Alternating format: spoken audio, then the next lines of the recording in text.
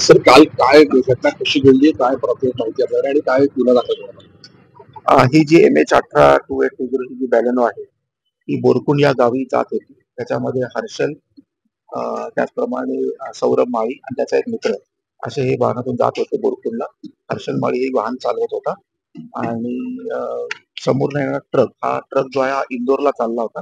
त्याच्यामध्ये तो loaded truck होता. आता प्राथमिकदृष्ट्या माहिती आपण मेडिकलचा हे केला असताना ट्रक ड्रायव्हर हा दारूच्या अंमलाखाली आहे असा रिपोर्ट प्राप्त झालेला आहे. आपण ट्रक ड्रायव्हरला, त्याच्या क्लिनरला आणि ट्रकचा जो मालक आहे त्याला देखील आपण ताब्यात घेतलेला आहे. आज त्यांना कोर्टामध्ये सामील करण्यात येईल. त्याच्यामध्ये हर्षल बदानाचा दुर्दैवी मृत्यू झालेला आहे अपघातामध्ये आणि सौरभ माळी जो आहे हा देखील सिरियस आहे, पण सध्या स्टेबल आहे असं समजतं आहे. आणि जो तिसरा त्याचा हजर आहे तो ओके आहे. तर आपण गुन्हा दाखल करून आज त्यांना तात्काळ कोर्टासमोर हजर करत आहोत. एबीपी माझा, उघडा डोळे बघा नीट.